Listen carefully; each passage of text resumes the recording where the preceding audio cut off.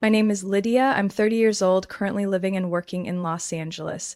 On the night of my birthday, I sat alone at a table by the window, six empty chairs in front of me, candles flickering under the hum of the air conditioner. I had chosen this restaurant carefully, handwritten every invitation, covered the entire cost myself. But when my phone buzzed, it was just a single message from my mother. The family decided to eat somewhere else. No birthday wishes, no explanation, just absolute silence from the people I once called family. Have you ever prepared everything only to be met with complete neglect? Have you ever been excluded from a moment that was supposed to be yours? If you've ever felt pushed to the edges of your own life, leave a comment below. Hit like if this story speaks to you. Subscribe to the channel to follow me through what came next, because it was more bitter than any untouched birthday cake. I didn't grow up lacking anything. My family wasn't poor, nor were we emotionally rich. We were the kind of model family neighbors admired. Dad was an engineer, mom worked as an accountant at the local high school, and my sister Grace was beautiful, vibrant, always the star of every picture. And me, Lydia, the second daughter. Quiet, polite, responsible, and above all, no trouble. I work in public relations at a large media corporation in downtown Los Angeles. My job is to shape images and engineer emotions. I know how to make an event unforgettable. But strangely enough, in my own life, I've never had a truly memorable moment created for me by someone else. Turning 30 made me reflect more than I expected. On everything I've lived through, every relationship I tried to salvage, and most of all, on family. The place that was supposed to be my safest harbor has felt more like a viewing platform where I watch others belong. I used to think I could change that. I spent 3 weeks planning this birthday dinner. I chose a little Italian restaurant tucked off a street in West Hollywood, warm golden lighting, cream tablecloths, soft jazz drifting from a corner speaker. Not too fancy, not too casual, just enough to say, I put thought into this. I reserved a table for 6, my parents, Grace, my brother-in-law Daniel, and their 2 kids. I handwrote each invitation, every letter carefully formed, each envelope sealed with deep burgundy wax. I even pre-selected menu options, suggesting dishes I knew each person liked so the kitchen could prepare them in advance. I bought a large bouquet to place in the center of the table and ordered a chocolate mousse cake from the bakery Mom once praised back when I was still in college. In my head, I imagined them walking in, surprise smiles, a warm embrace from Mom, Dad joking, my little girls all grown up. Maybe Grace would post a family photo with a caption like, "Happy birthday to the best little sister in the world." I wasn't asking for much, just a little acknowledgement, a little affection. Just enough to believe I still belonged. But on the day itself, when I wore a deep red dress, berry lipstick, and heels I knew would hurt, I waited under candlelight, watching the clock tick. 6:35 p.m. No one showed up. I tried to stay calm. Maybe they're stuck in traffic. Grace might be wrangling the kids. Maybe Mom's still getting dressed. And then the message came. Cold, abrupt, no punctuation, no emojis. "Lydia, I think you misunderstood. The family decided to eat somewhere else." I read it again and again. Part of me didn't believe it. Part of me hoped it was a prank, that they'd walk in laughing, saying, "Gotcha." But no, no one came. No apologies, no phone call to soften the blow. I sat there 10 more minutes. The waiter politely asked if I was ready to order. I shook my head. "I'll wait a little longer." He nodded, eyes soft with pity. I recognized that look. It's the one you give someone you've seen left behind too many times. Eventually, I stood up, thanked him, left a 20 under my empty plate, and walked out of the place I had thought might mark a new beginning. On the drive home, I didn't play music. I didn't cry. But in my head, one question kept echoing. Was it my fault? Did I expect too much? Did I crave their presence too badly? Or was I just someone they never really saw? I couldn't be sure, but that feeling of being invisible in your own story wasn't new to me. I had once prepared everything for Thanksgiving only to eat alone when Grace said everyone thought it'd be easier to just do it at my place. I once bought Mom a birthday gift with my first job bonus only to discover she had rewrapped it and given it to my aunt for Christmas. I once waited outside Dad's hospital room for 3 hours, only for Mom to say, Grace is already in there, just head home and rest. Every time, I'd smile and think, it's okay. But each time, something quietly fractured inside me. I got used to being forgotten, but I never got used to being replaced. And that night, there was no more confusion. They didn't forget, they chose not to come. I don't know why you're still listening. Maybe you've waited for a message that never came, cooked a meal no one remembered, wondered whether you were a burden in your own family. If that's the case, maybe you understand me more than my own blood ever did. I grew up in a beige two-story house in the suburbs of San Diego. The front lawn was always neatly trimmed, the windows had white curtains, and there was always a jar of homemade cookies on the kitchen shelf each weekend. Outsiders probably thought we were the picture-perfect family. Dad, Mom, 2 daughters, nothing lacking. But they couldn't see the silence between bites of dinner, the coldness behind seemingly harmless words, or the averted eyes when I needed a real hug. My mother, Susan, was meticulous, organized, and always busy. She worked as an accountant at a school, and once she got home, she buried herself in ledgers and receipts. Dinner time wasn't about bonding. It was when she issued reminders. Grace, don't forget to pay your French class fee. Lydia, take the trash out. Everything she did made sense, except giving warmth. My dad, John, barely spoke. He'd come home looking exhausted, sink into his recliner, and turn on the evening news. I remember once sitting beside him saying, Dad, I got an A in math today. He nodded, eyes glued to the screen. Good. Keep it up. Grace, on the other hand, always shined.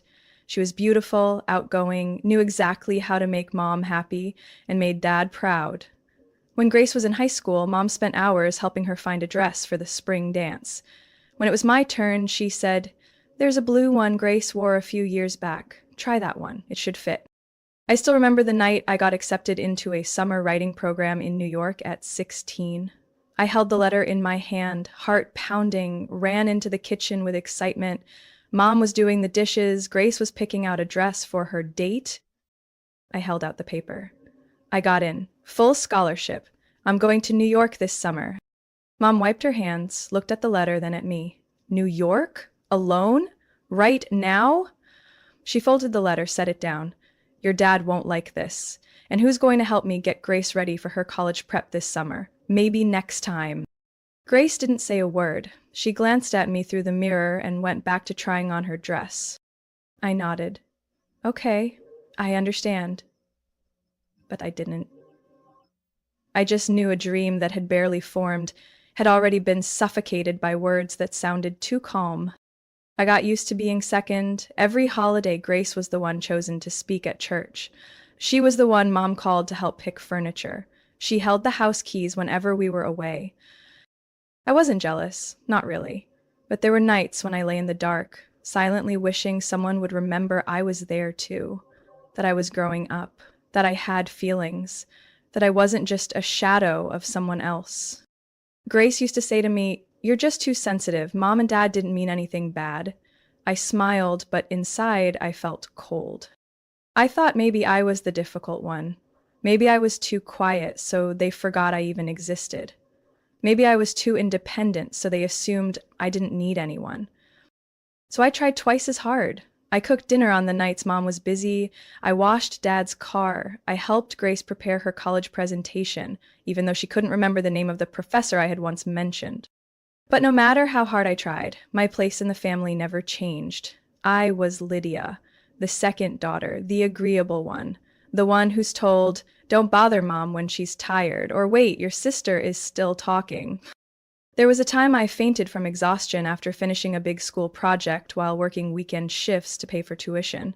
When I woke up in the hospital, Mom showed up over 3 hours later, carrying a bag of fruit and saying, You need to take care of your health. No one else will. I smiled. I'll be more careful. She nodded, then stood up and left, saying she had to stop by the store to get things for Grace's internship. I sat there alone, staring at the white wall, not because I expected Mom to stay longer, but because something felt strange. Why didn't I feel sad anymore? The coldness, the silence, the invisibility, I got used to it. I stopped hoping, stopped waiting for someone to check in or hold me when I fell. I grew up in the fading shadow of a picture-perfect family, one that never truly saw each other. That's why I threw that birthday party, not to celebrate turning 30, but to see if I spoke clearly and carved out a moment for myself, whether they would actually hear me. And now I have my answer. I was still sitting at the table, hands resting on my lap, shoulders slouched from their usual upright posture.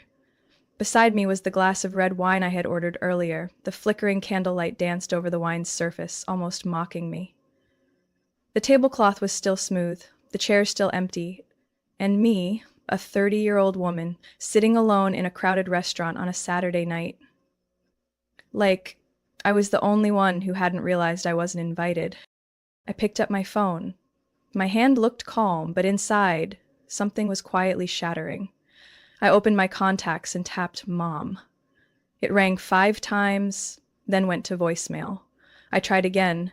This time, she picked up. "You called me?" Her voice was steady, polite as always. Nothing unusual in her tone, like today was just any other day. "You didn't come to my birthday dinner." I tried to keep my voice from shaking. There was silence for a few seconds, then she said, "Lydia, I thought you knew. We changed plans last minute. Grace, she's been really stressed lately, so I wanted to do something special for her. We had a small dinner at a restaurant near home. Just family." I took a deep breath. "You mean you took my birthday to throw Grace a party?" "It's not like that," she sighed. "She needs support right now. I thought you'd understand. You've always been stronger than Grace, haven't you?" That sentence stopped me cold. I had heard variations of it 100 times in my life. "You're the mature one. You're the one who sacrifices. You're the one who can handle it." But no one ever asked if I wanted to. I closed my eyes. "Don't you think there's something wrong with that?" "Lydia?" She paused. Her voice dropped. "I'm tired. I don't want to argue. This will blow over. I'll call you later." And then she hung up. I sat there, phone still in hand, its dark screen reflecting my face, a face that suddenly felt unfamiliar. I didn't cry, not because it didn't hurt, but because maybe the tears had dried up after too many times being left behind. I looked around. At the next table, an older couple clinked glasses, warmth in their eyes that I had never seen in my parents' eyes when they looked at me. In the far corner, a little boy giggled as his dad blew bubbles into his juice with a straw. The sound made my chest tighten. A young waiter approached, a bit hesitant. "Would you like the cake brought out? It's your birthday, right?" I looked at him. "No, thank you, please, box it up to go." He nodded and hurried toward the counter, leaving me once again with the empty space in front of me. I thought of all the times I buried my feelings to make them comfortable. The times I showed up to Grace's parties with the right smile, bought gifts she would like, though I'd never gotten anything thoughtful in return. I thought of when I helped Dad fill out his retirement forms, even though he couldn't remember my birthday. I thought of the hundreds of times I wired money to Mom when she said she was struggling, and not once did she ask if I had enough for myself. I realized I had never really been part of their story. I was the background, the support, the one standing on the sidelines, trying to squeeze into the family photo, but always cropped out. When the waiter returned, I was already on my feet. I took the box of cake, thanked him with a faint smile, and turned to leave. The night breeze outside tugged at my collar, sharp and real enough to strip away whatever defenses I had left. I stood on the damp sidewalk, holding a cake that should have been shared with loved ones.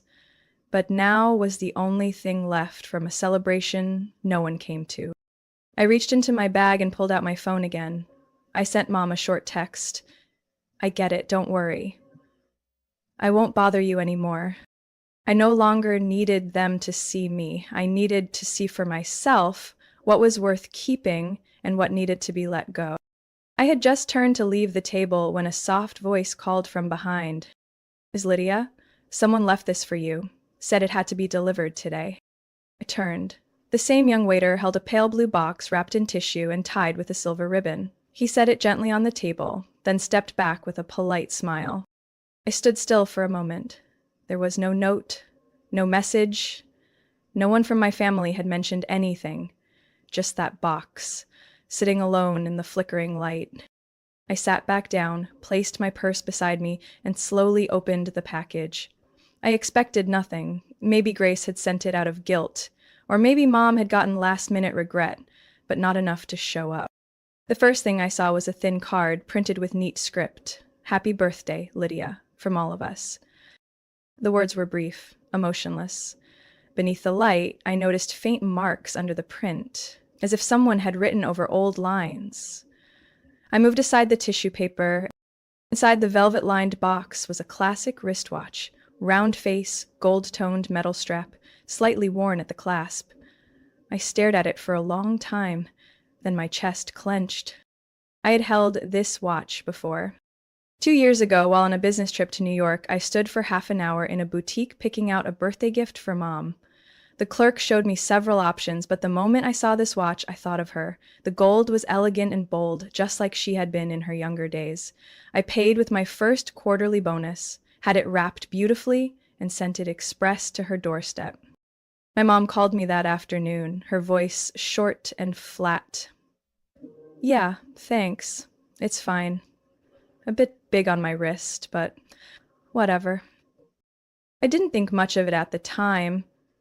Even if the thank you sounded forced, I figured at least she accepted it. I never saw her wear the watch, but I didn't ask. Now that very watch, along with a card clearly written over the message I once sent her, had returned to me like a recycled gift. I picked it up and turned it over. The tiny scratch near the clasp was still there. I remembered exactly when she told me she'd scraped it on the storage room doorknob. There was no mistaking it. They didn't buy anything new. They didn't think of me. They just dug out something already sitting in a drawer, tore their name off the gift, and slapped mine back on it. I dropped the watch back into the box, my fingers closing the lid without pressure. Everything was so light I could hear my own heartbeat through the clinking of cutlery at the next table. I wasn't angry. Not anymore. I saw it clearer than ever. In their eyes, I was someone to keep on the list when they needed a quick loan, fast advice, or a middleman when they argued. But to remember my birthday, to buy something new meant just for me? No. They didn't care enough for that. I folded the card and placed the entire box on the seat beside me, not because I wanted to keep it, but because I didn't want it touching me for another second. The waiter came back again, gently asking, "Would you like me to rewrap that for you?" I shook my head. "No need, thank you." I stood, grabbed my purse, and left the watch box, sitting on the table like an unfinished chapter that no longer needed an ending. But I didn't look back. Outside, the night had settled in completely. Streetlights filtered through the trees, casting shadows on the pavement like fractures across my chest, hidden by day, but painfully clear in the dark. I walked slowly toward the parking lot, feeling hollow. No calls, no messages, no explanations. Just me, my red dress slowly growing colder against my skin, and footsteps that no longer wandered. They'd started to steady. There was no one left behind to turn back for. No one left to hope would finally catch up. Just me and the road ahead. I got back to my apartment just after 9 o'clock. I didn't turn on the lights. I didn't want to see the walls I once called home reflect the emptiness I had just carried back from that restaurant. The heels I had worn all evening were starting to bite into my ankles like memories that no longer fit. I kicked them off near the doormat, hung up my coat, and walked straight to the kitchen to pour myself a glass of water. I sat down at the dining table, the little one I'd bought with my first paycheck. Its surface still had a scratch I never got around to fixing. I set the glass down and opened my laptop. I didn't plan to do anything, but my hands moved on their own, opening my finance folder. Something in me needed to look, like an instinct rising after years of being silenced by blind trust. I opened my banking app first. Scrolling through the transaction history, my eyes stopped on a transfer from 3 weeks ago, $1,600. Recipient, Grace Jennings. I blinked. I didn't remember sending that. I scrolled further. 2 months ago, $800. To my mom. A year ago, $2,000 for roof repairs, something I never got any update on. The list stretched like a spool of thread with no beginning or end, dozens of small payments to names I knew too well, with notes like short-term loan, quick help, Grace's car, Dad's doctor visit. Only, none of it had ever been paid back. I opened my personal Excel sheet, the one I used to track my budget. The last tab was labeled Family Support. I hadn't updated it in nearly a year when everything started to lose meaning. I quietly added 3 new lines, carefully noted the amounts, dates, and recipients, not for proof, just to remind myself that what I once called help had now become exploitation. I asked myself, how many times had I dipped into my early retirement savings just so Mom could say, "I'll pay you back eventually"? How many times had I wired money to Grace so she wouldn't lose power, only to see her post pictures from Napa Valley weeks later with the caption, "Recharge time"? I opened an old file from my home folder, a scanned copy of the co-ownership agreement for the house in San Marcos that I used to share with Mom and Grace after Dad passed. Back then, I thought I was doing the right thing. Dad left that house behind, and I was the only one with steady income, so I offered to co-sign so they could refinance. I re-downloaded the property documents from the bank's portal. One click revealed a new attachment. A modified deed. Cold and brutally clear. My name was no longer on it.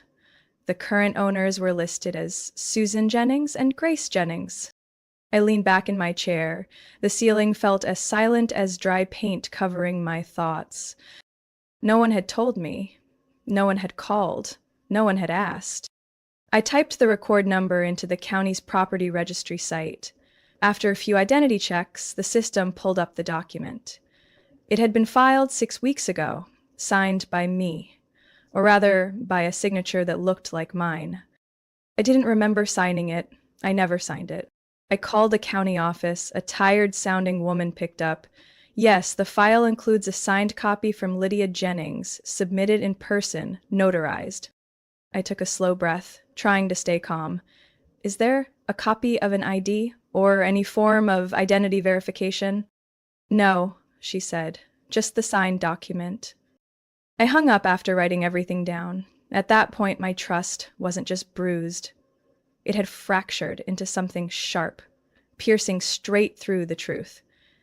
They had deceived me, legally and without remorse. I sat there for a long time, doing nothing. No lights, no tears, just silence. Then I opened my email, typed into the search bar, real estate attorney. A list appeared.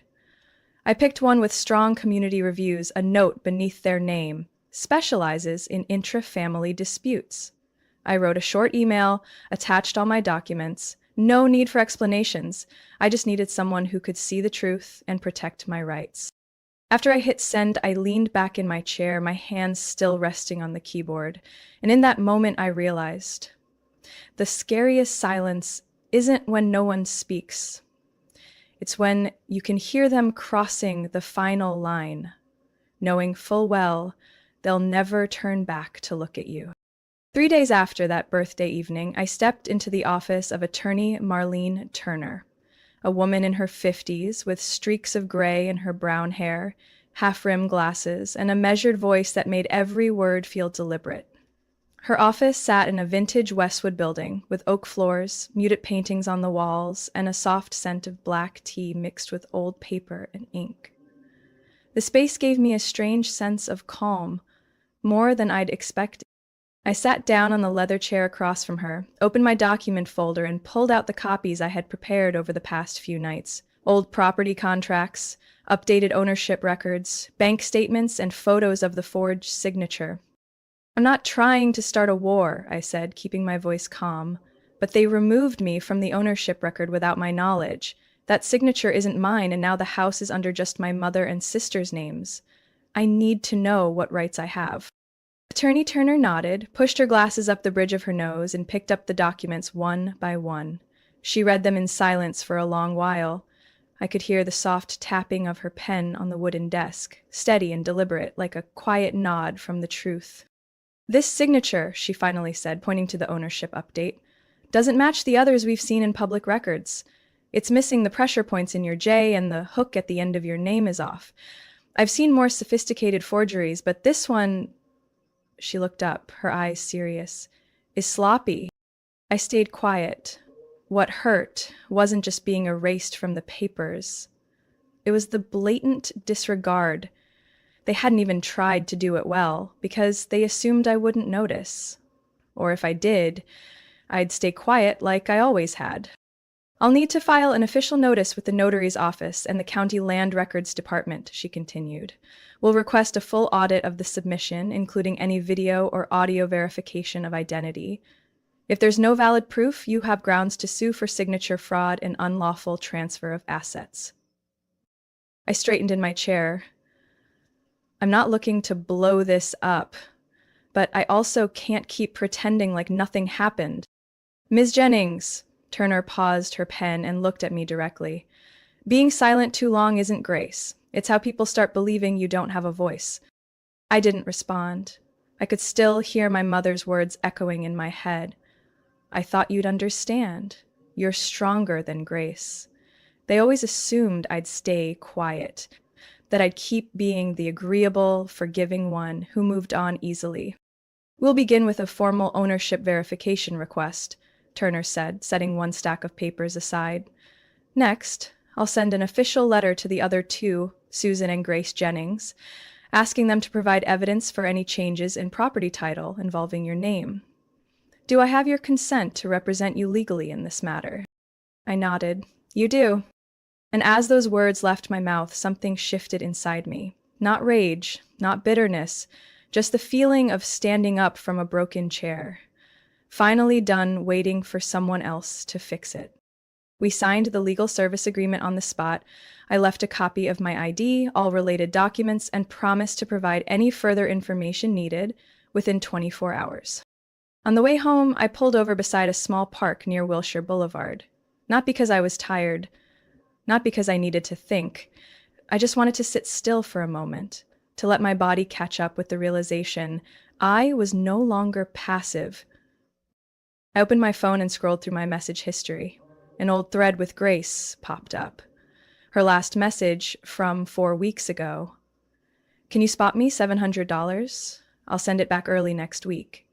Beneath it, a photo of a fancy dinner table at an upscale restaurant, red wine gleaming in the glass, captioned, 10th anniversary dinner. I deleted the entire conversation, not out of anger, just because I no longer needed proof that I'd been taken for granted. And I didn't need explanations anymore. That evening, I drove straight to the house in San Marcos. The one I once called home. The one I used to legally own. The one where my name no longer existed on any record, or in their memories. I didn't call ahead, didn't text. I brought one folder in my purse and 30 years of silence ready to end. The sky was overcast, the sun long gone, but the house lights glowed brightly. Through the dining room window, I saw my mother, Susan, sitting at the head of the table, her white blouse buttoned to the neck, hair neatly pulled back like always. Grace sat across from her, laughing, slicing bread, pouring wine into their glasses.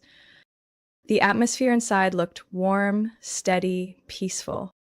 I rang the doorbell. Once, then twice. No answer. I rang a third time. Finally, the door opened. My mother stood there, her eyes scanning me like she needed a moment to recognize who I was. Lydia? I nodded. I have something to discuss. Grace stepped out of the dining room, stood behind her, arms crossed, eyes wary. You don't need to invite me in, I said. I won't stay. What I have to say is brief. Mom frowned, glancing at my bag. What is it? You seem tense. I pulled out the folder, slid out a photocopy, and handed it to her. This is the updated property record you and Grace filed 6 weeks ago. That signature at the bottom isn't mine.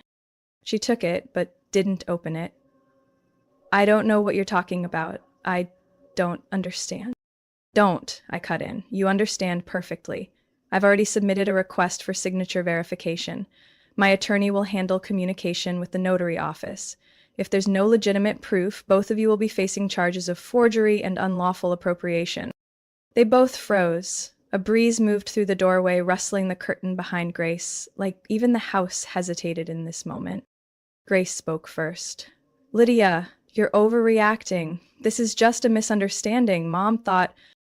No, I said firmly. She didn't think anything.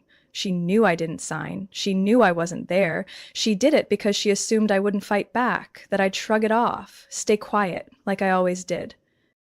Mom still said nothing. Her expression remained calm, but I noticed her fingers tightening around the edge of the paper.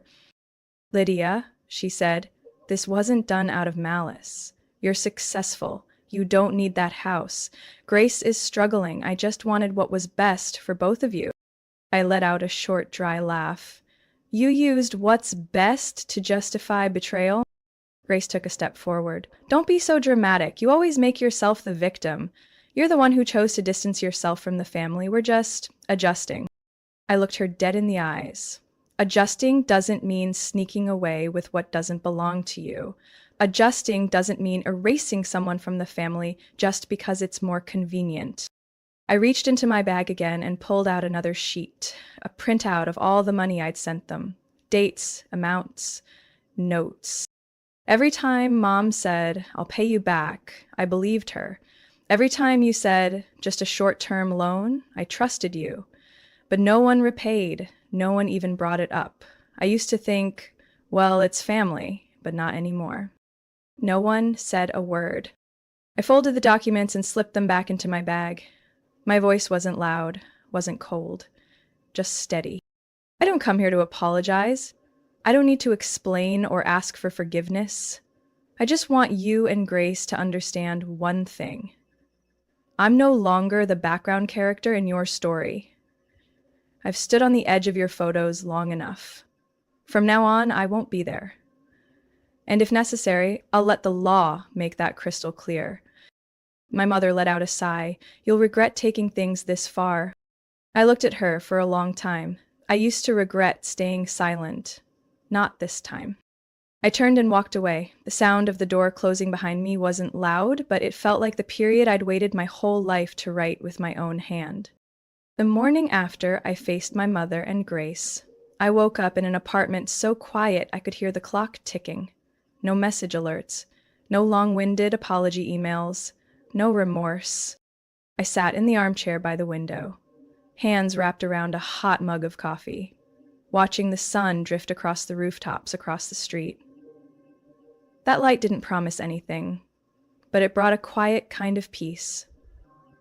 Not because things had been fixed, but because I had chosen to cut the cord I used to fear letting go of.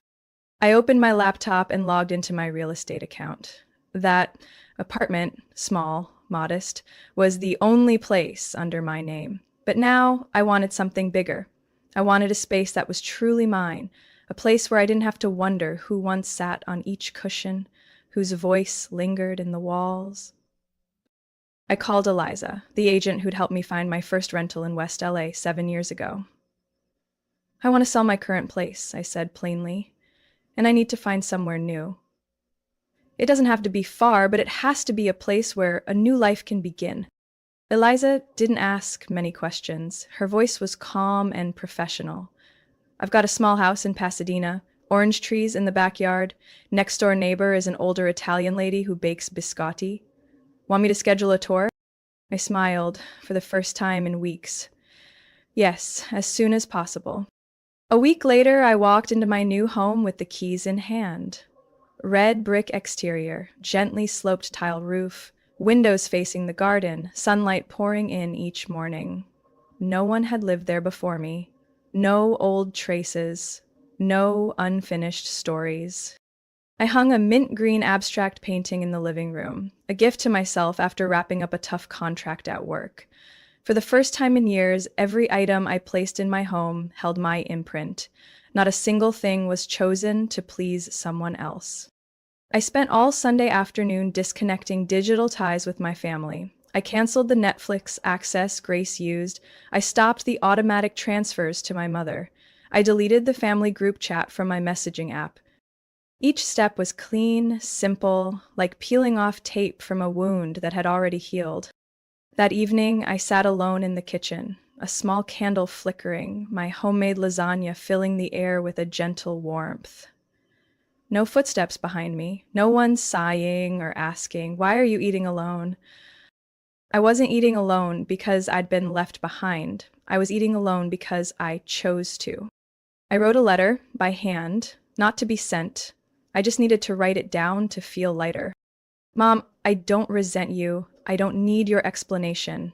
But I need you to know that from now on, every decision about my life will be made by me. No one else gets to sign for me, choose for me, or speak for me. I am not a shadow. I am not a storage room. I am a person. And I have chosen to live as a free one.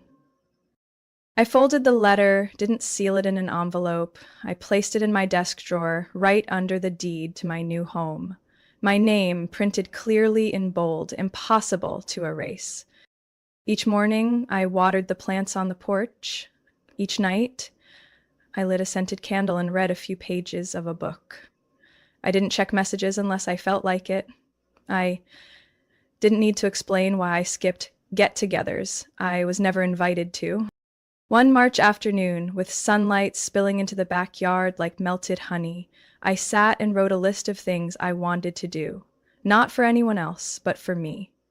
Learn pottery, try writing a short story collection, join a weekend meditation class in the park nearby. I realized I didn't need to play a role anymore. Not the good sister, not the dutiful daughter. I just needed to be Lydia. A regular woman, kind to herself and brave enough to draw the final line under what no longer deserved her. And that feeling, strangely, didn't make me lonely. It made me feel newly born. Late spring in Pasadena wasn't too hot. The breeze just cool enough to remind me I was still breathing, still living. I stood on the second-floor balcony of my new home, hands wrapped around a steaming mug of chamomile tea, the late afternoon light casting a warm, golden hue on the blooming white blossoms of the orange tree below. No one called my name. No one waited for me to send anything more. I leaned against the balcony railing and took a deep breath. The scent of fresh wood, orange blossoms, and damp soil from the morning watering mixed in the air. No more overwhelming perfume from my mother. No more noise from the evening news on TV. No more sound of Grace tossing her keys onto the kitchen counter and calling my name in that half-mocking, half-commanding tone. Just me, and a silence that didn't require permission. That afternoon, I received an email from Attorney Turner. All the paperwork for the lawsuit had been finalized. If the other party didn't respond within 10 days, she would formally file with the county court. I didn't feel relief. I didn't feel triumphant. I just felt right. Right for not letting others redraw my boundaries with ink they chose. Right for no longer weighing kindness against fake gratitude. My phone lay face down on the coffee table, screen black. I had left it on silent for almost a week. My mother's messages were just cold lines of text now, much like her voice in our last calls. "Lydia, I don't understand why you're taking this so far. That house isn't that important." And Grace, unsurprisingly, had sent a long string of texts ranging from blame to criticism, then pivoting into the role of a hurt older sister, shunned by her own flesh and blood. I read them. Then I deleted them. No saving, no moving them into a pending reply folder, no red flag like I used to. I didn't need evidence of my pain anymore. I'd lived in it long enough to memorize every inch. I stepped into the living room and opened a small cardboard box I'd brought from my old apartment. It held only a few things: a chipped ceramic mug I bought while studying abroad, a Maya Angelou book I clung to during long nights at my first PR job, and one remaining photo of me and my dad. I placed the photo on the shelf next to a glass vase. In it, my father sat on a dock, his arm wrapped around me from behind. both of us laughing uncontrollably, because I had just dropped a fish back into the water. I was 11 then. He hadn't gotten sick yet. My mom still made waffle cookies on Saturdays. Grace didn't yet check the mirror every morning. That moment was real. Not perfect, but real. I kept it because it came with no obligation. It didn't remind me of money or silence. It was simply a pure memory. One of the very few times I felt unconditionally held. I climbed to the attic, where I'd set up a small space to work and write. The late afternoon sun streamed through the slanted window, lighting up the old wooden desk I'd bought from a thrift store downtown. I opened my laptop, started a new document, and titled it with the exact question I once scribbled on a scrap of paper at 15. If I could rewrite my life, where would it begin? I typed the first line, then the second, then more. No one was rushing me to finish. No one demanded I write about their preferred topic. Grace wasn't behind me anymore, reading over my shoulder and saying, "You write weird stuff." I was writing for myself, and what I typed didn't need anyone's permission to exist. Outside, the sky was gradually darkening. I shut my laptop, stood up, and stepped out onto the balcony one more time. The sun had dipped below the hilltops in the distance. The orange tree below swayed gently in the breeze. The old things no longer chased me. The old people, maybe they still glanced back, but I had already moved on. I wasn't running, I wasn't hiding. I had just stopped explaining. I smiled, still holding my now cold cup of tea, and knew freedom isn't something loud or dramatic like people think. It's just an afternoon like this. An open window. A mind no longer straining for approval. And a woman learning to live fully, without needing anyone's validation to do so. What do you think of my story? Of a woman who once tried everything just to be seen in her own family, only to realize that love can't be begged for and respect can't be bought with silent sacrifices? I'm not sharing this to point fingers. I'm sharing it because maybe, somewhere out there, someone just like me is sitting alone at a quiet dinner, waiting for a message that won't come, slowly piecing themselves back together after wounds carved by family. If you've ever felt quietly pushed aside, if you've ever wondered whether it's wrong to step away from relationships that only demand, leave a comment. I'll be here to listen, and I believe others need your voice just as much as you need theirs. Don't forget to follow the channel to explore more real stories about families that seem perfect from the outside, but carry unspoken truths beneath the surface. We may not choose where we're born, but we can always choose how we move forward. And sometimes, the bravest thing is simply to walk away. See you in the next story.